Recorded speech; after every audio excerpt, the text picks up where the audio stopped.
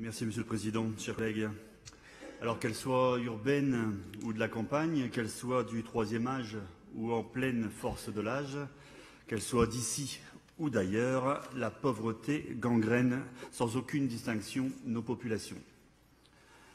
Elle atteint des records jusqu'à 30% de personnes en situation de pauvreté dans certaines de nos communes. C'est bien sûr insupportable. Depuis plusieurs semaines, la colère s'exprime partout en France et c'est bien. On constate que les débats qui les animent évoluent. Les débats qui sont passés de discussions autour du tarif de l'essence à des revendications sur le pouvoir d'achat et surtout une volonté de reprendre en main les affaires du pays et ensuite que la finance retourne de là où elle vient, c'est-à-dire au simple bras financier de la chose politique et non l'inverse, et c'est très très bien.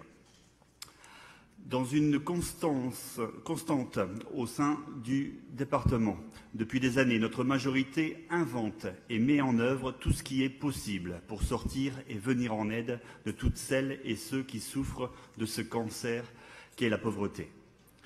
Le champ d'intervention ainsi que les moyens consentis par les gouvernements successifs s'amenuisent de budget en budget.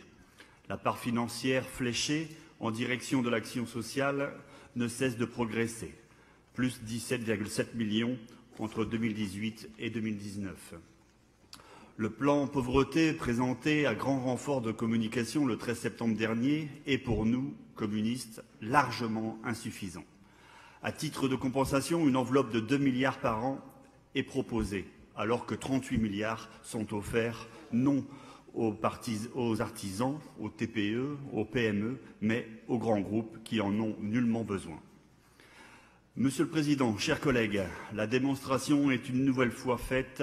L'objectif des macronistes est de structurer une classe des travailleurs pauvres, asservis aux grands groupes économiques. Ceci étant dit, oui, notre département doit être reconnu comme exemplaire dans son action sociale au quotidien et en particulier en matière d'insertion professionnelle.